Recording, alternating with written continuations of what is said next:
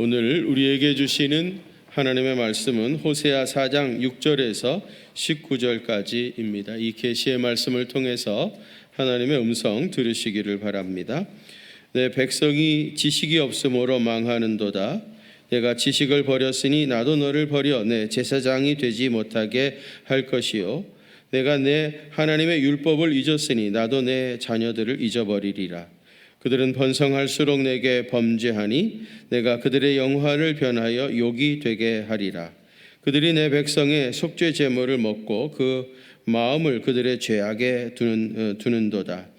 장차는 백성이나 제사장이나 동일함이라. 내가 그들의 행실대로 벌하며 그들의 행위대로 갚으리라. 그들이 먹어도 배부르지 아니하며 음행하여도 수효가 늘지 못하나 이는 여호와를 버리고 따르지 아니하였음이니라.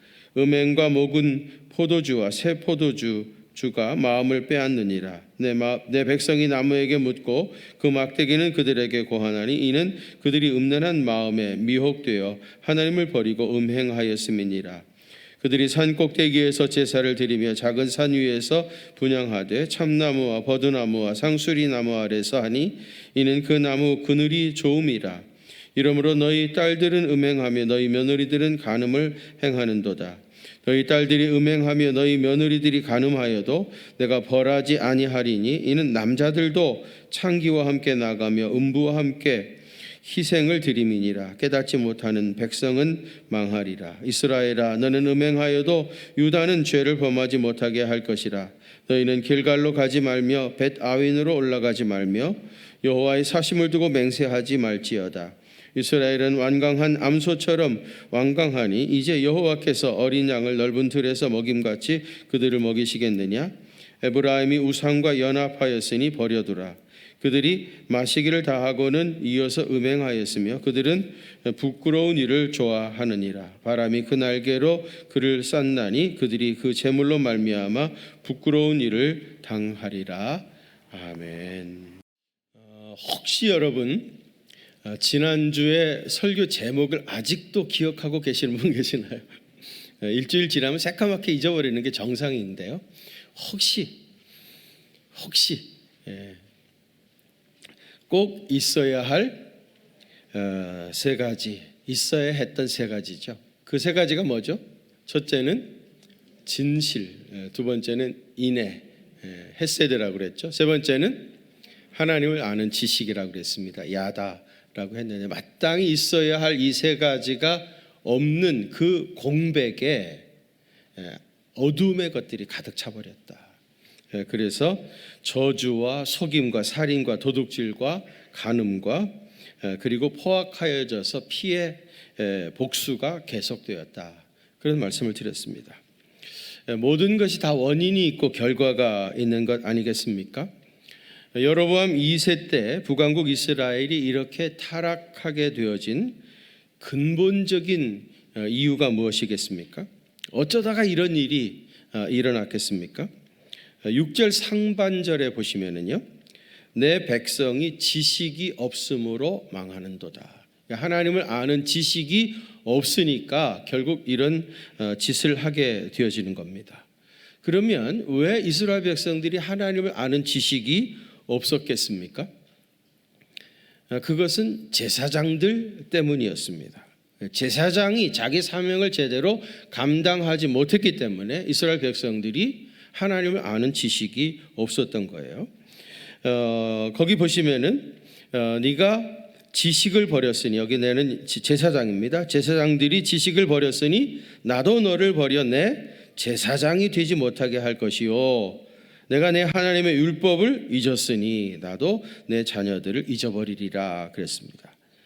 제사장들이 하나님을 아는 지식을 버렸고요, 제사장들이 율법을 잊어버린 겁니다. 하나님의 말씀을 가르쳐야 할 제사장들이 하나님의 말씀을 잊어버리고 율법을 가르치지 않으니까 결국은 이스라엘 백성들이 이렇게 타락하게 되어진 겁니다. 호세아 당시에 제사장들이 얼마나 타락했는지 여러분 7절과 8절 말씀 한번 같이 봉독하겠습니다. 7절 8절입니다. 시작. 그들은 번성할수록 내게 범죄하니 내가 그들의 영화를 변하여 욕이 되게 하리라. 그들이 내 백성의 속죄 제물을 먹고 그 마음을 그들의 죄악에 두는도다. 아멘. 여기 보면 제사장들이 언제 더 범죄했다고 그래요? 번성할수록 풍요로워질수록, 속된 말로 뱃속에 기름이 가득 찼다는 겁니다. 제사장들이 더러운 물질에 대한 욕심으로 가득 차버렸습니다.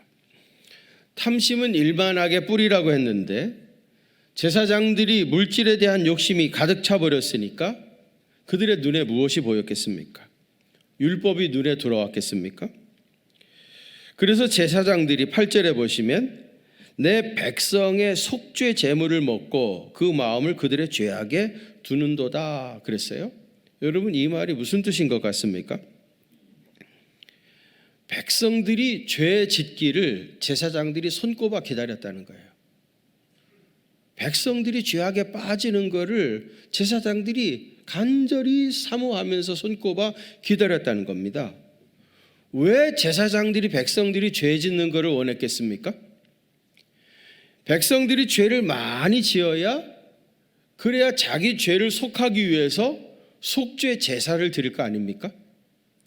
그러면 속죄 제사를 드리면은 그 제물 중에 가슴과 그 다음에 뒷다리가 제사장의 몫입니다. 그걸 챙기기 위해서 그런 거예요. 그러니까 이스라엘 백성들이 죄를 많이 질수록 속죄 제사를 많이 드리게 되어지고, 그러면 자기에게 떨어지는 것이 많이 있으니까 이 제사장들이, 일반 백성들이 죄악에 빠져들기를 손꼽아 기다렸던 겁니다. 그런 사람들이 이스라엘 백성들에게 율법을 제대로 가르쳤겠습니까? 그런 사람들이 이스라엘 백성들에게 하나님을 아는 지식을 제대로 가르쳤겠습니까? 세상의 제사장들이 이렇게 타락을 한 거예요. 병원을 운영하시는 분들은, 여러분, 병원을 운영하는 게 이게 쉽지 않아요. 요즘 우리 시대에 망하는 병원들도 굉장히 많습니다. 병원 운영하기가 어려우니까, 쉽지 않으니까, 만일 의사들이 말이죠, 어떻게든지 환자들이 더 많이 생겼으면 좋겠다. 이리 아프고 저리 아프고 또 오고, 그래야 병원이 운영이 되니까, 그거를 바란다고 하면은 몸을 고친다는 의사가 그러면 되겠습니까, 여러분? 근데 지금 제사장들이 그 짓을 하고 있었던 겁니다. 그런데 여러분, 10절 한번 봉독하실까요? 10절입니다. 시작. 그들이 먹어도 배부르지 아니하며 음행하여도 수요가 늘지 못하니 이는 여호와를 버리고 따르지 아니하였음이니라. 아멘. 제사장이 타락한 이유는 결국 먹고 사는 문제 때문에 그랬는데요. 그런데 더러운 탐심의 종로로 했으면 배라도 불렀어야죠. 먹으면 배라도 불렀어야 되잖아요. 근데 그들이 먹어도 배부르지 않았다는 거예요. 여러분, 세상이 그런 겁니다. 하나님을 떠나가지고 아무리 움켜 잡으려고 해도 손에 남는 게 없어요.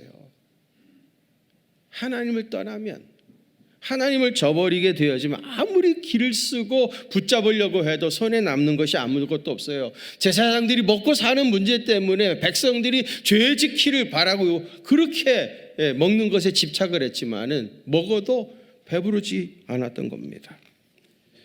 제사장들이 이렇게 타락하니까 백성들이 타락하는 것은 뭐 당연한 귀결이 아니겠습니까? 당시 백성들은 어떤 짓을 했는지 살펴보겠습니다. 11절 보십시오. 11절. 거기 보면 음행과 묵은 포도주와 새 포도주가 마음을 빼앗았느니라. 백성들이 음행과 술에 취해 술독에 빠져 살았습니다. 따라가야 할 푯대를 잃어버리니까 백성들이 취하고 방탕하게 된 거예요.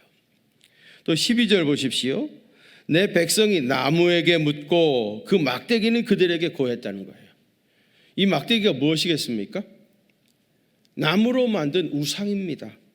이스라엘 백성들이 나무로 만든 우상 막대기한테 가서 묻는 거예요. 그 막대기가 대답을 했답니다. 이거 얼마나 어처구니 없는 일입니까? 또 13절 말씀 한번 같이 봉독하실까요? 13절 시작. 그들이 산 꼭대기에서 제사를 드리며 작은 산 위에서 분향하되 참나무와 버드나무와 상수리나무 아래서 하니 이는 그 나무 그늘이 좋음이라. 이러므로 너희 딸들은 음행하며 너희 며느리들은 간음을 행하는도다. 아멘. 왜 이 사람들이 참나무와 버드나무와 상수리나무 아래서 제사를 드렸다고 그럽니까? 거기 써 있잖아요. 그 나무 그늘이 좋아서. 그 나무 그늘이 좋아서 상수리나무 아래서 제사를 드렸다는 거예요. 여러분, 제사는 어디서 드려야 되죠? 하나님의 집에서, 번제단 앞에서 제사를 드려야 되죠. 그런데 상수리나무 아래서 제사를 드리면서 야, 여기 시원하고 좋구만. 굳이 번제단 앞에서 드릴 필요가 어디 있어요? 여기 감람나무 아래서 제사 드리니까 시원하고 좋은데, 그러면서 제사를 드린 겁니다. 이 말은 뭐예요? 하나님께 드리는 제사가 인간 편의에 인간을 위한 제사로 전락해버렸다는 겁니다. 여러분, 제사는 누구를 위해 드리는 겁니까? 누구를 위해 드리죠? 당연히 하나님을 위해 드리는 거죠. 하나님께서 기뻐 받으실 만한 온전한 제사를 드려야 되죠. 제사의 주인은 하나님이시니까. 근데 지금 이스라엘 백성들은 감람나무 아래서 자기 편한 대로 드리면서 여기 시원하고 좋으네, 이렇게 드린들 무슨 문제가 있겠어? 그러면서 제사를 드렸던 거예요. 혹시 여러분, 우리가 드리는 온라인 예배라는 것이 여기 상수리 나무 아래서 제사하는 것 같이 시원하고 편하고 좋아서 아직도 그렇게 드리고 있는 것은 아닙니까? 우리가 전염병이라고 하는 어쩔 수 없는 상황에서 그때는 그렇게 했다 하더라도 이제 거리두기 제한도 완전히 다 없어졌습니다. 마스크 쓰는 것도 선택입니다. 여러분, 우리가 코로나 때문에 이제 못하는 것이 있습니까? 이제 아무 제약도 없습니다. 그런데 아직도 예배당에 나오시지 않는다는 것은 이건 상수리 나무 아래서 이렇게 예배 드려보니까 이거 시원하고 좋기만 하고만 편하고 좋은데 왜 그래? 그렇게 인간 편의 위주의 예배로 전락해버린 거 아니겠습니까? 여러분, 예배는 우리의 신앙을 지키는 버팀목입니다. 그런데 이렇게 예배가 인간 편의주의로 무너지고 타락하니까 어떻게 됐어요? 12절 하반절 보세요. 이러므로 예배가 타락해버리니까 너희 딸들은 음행하며 너희 며느리들은 간음을 행하는도다 그랬어요. 예배가 타락하니까 딸들이, 며느리들이 음행하고 간음에 빠지게 된 겁니다. 어디 그뿐입니까?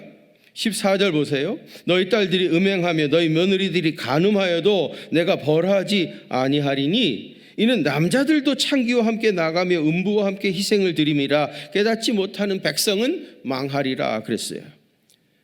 딸들이 음행하고 며느리가 간음한다고 해서 혼낼 수도 없었던 겁니다. 이거 가만히 보니까 자기 아들도 그러고 있고 자기 사위도 그러고 있는 겁니다. 남자들도 똑같은 짓을 하고 있었던 겁니다. 제사장이 타락하고 자기 사명 잘 감당하지 못하니까 온 백성이 결국은 우상 숭배하고 이런 음란한 짓을 하게 된 겁니다. 어쩌다가 이렇게까지 되었겠습니까? 거슬러 올라가면 솔로몬에게까지 그 책임이 있어요. 여러분, 너무 잘 아시는 이야기지만은 솔로몬이 이스라엘의 세 번째 왕이 되어가지고요, 제일 먼저 했던 게 뭐죠? 기브온에 가가지고 거기서 하나님 앞에 1천 번제를 드렸습니다. 1천 번제라고 하는 거는요, 번제를 1000번 드리는 거예요. 번제를 1000번 반복해서 드리는 거예요. 나는 하나님 앞에 예배하는 일에 온전히 집중하겠다. 가장 중요한 일로 하나님께 제사 드리는 걸 가장 중요한 일로 고백하겠다고 1천 번제를 하나님께 드렸던 것이고요, 하나님은 그 뜨거운 가슴을 받아주셨어요. 그래서 그에게 지혜를 주셨잖아요.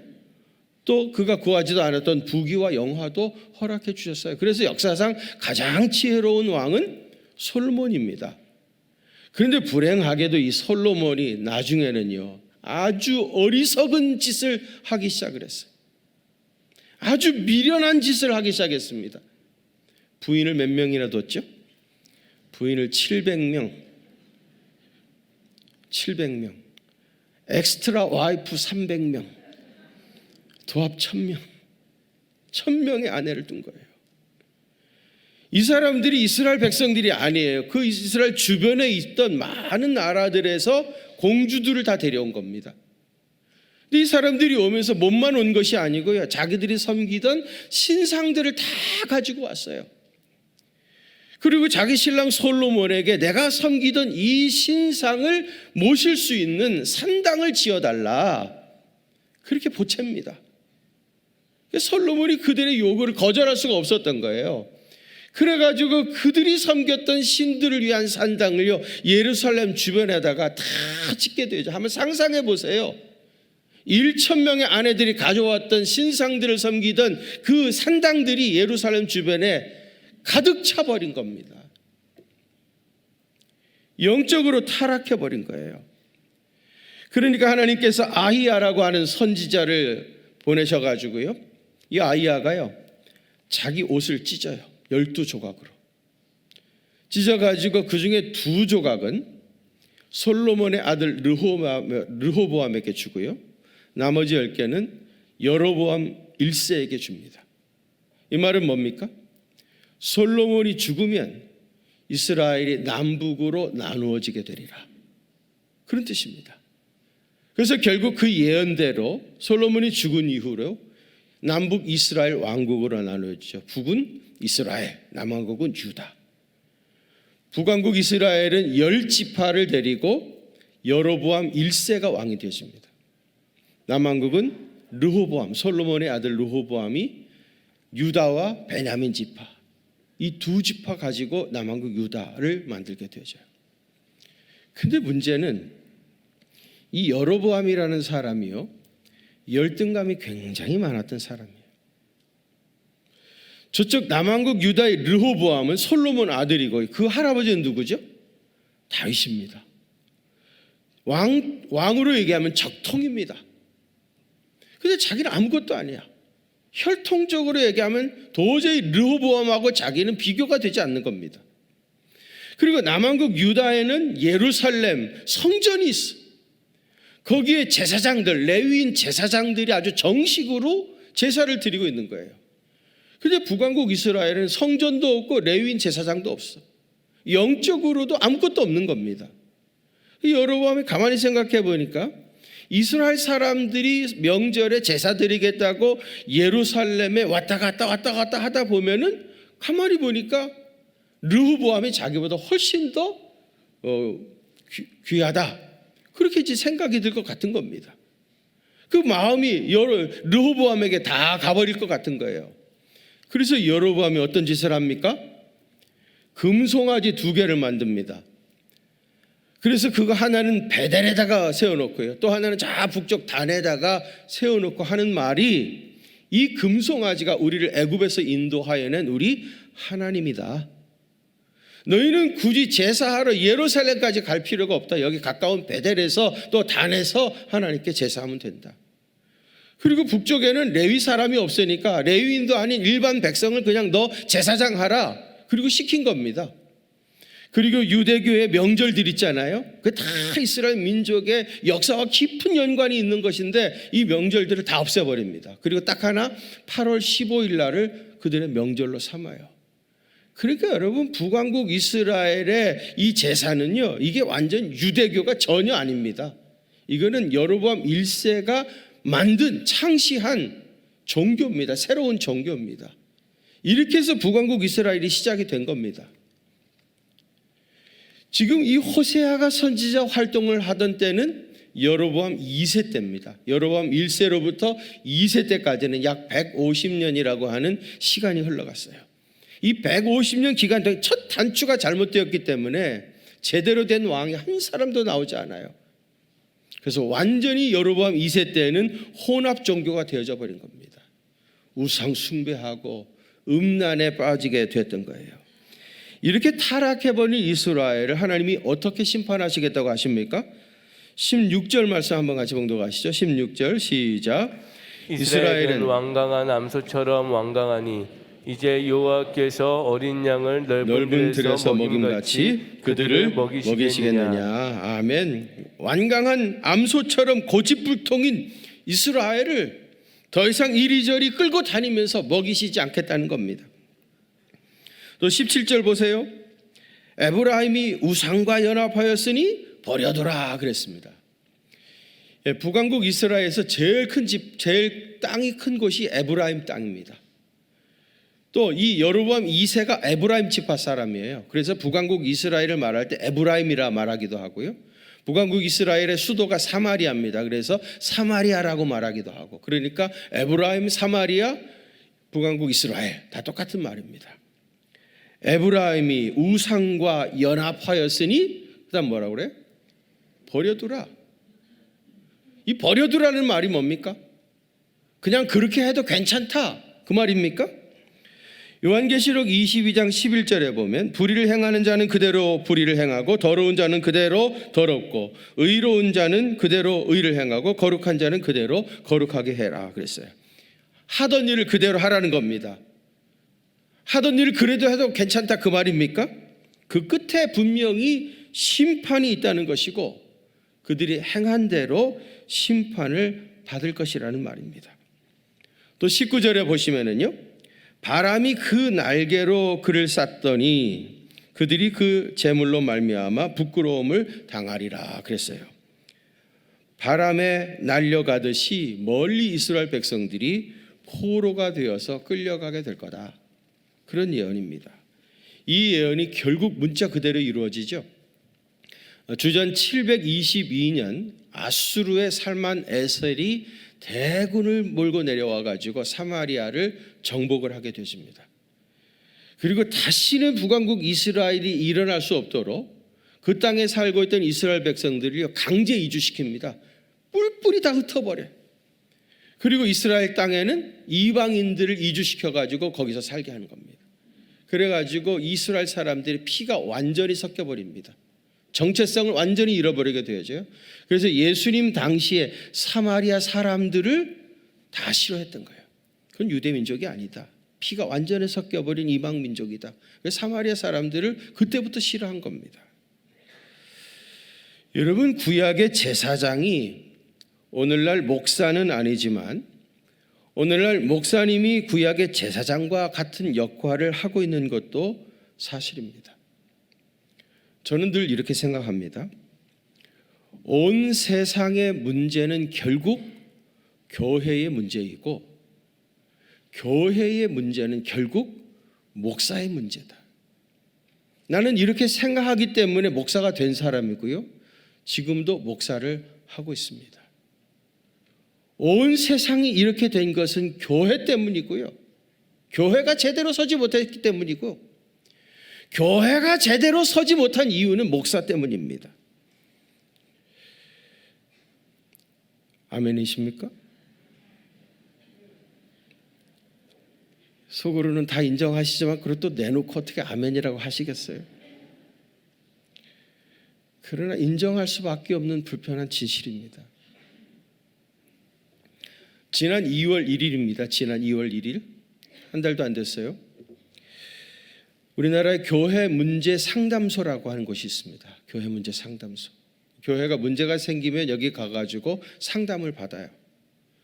작년 2022년 한 해 동안 이 교회 문제 상담소에서 상담을 받은 교회가 102개 교회라고 그래요. 이거를 분석을 해봤어요. 왜 문제가 일어났는가? 문제를 유발한 사람이 있을 거 아니에요?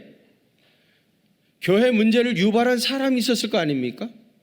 누가 제일 많이 교회 문제를 유발했는가? 누구일 것 같습니까?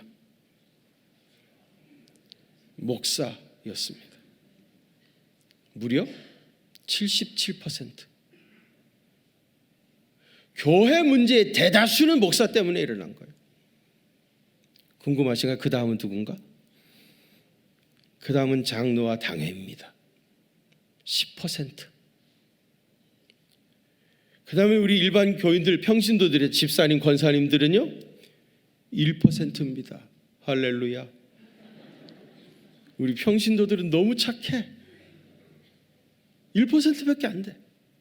교회 문제를 야기한. 또 8%는요. 교회가 문제가 생겼다고 노예에서 와가지고 이거 문제를 풀어준다고 하다가 문제를 만들어버린.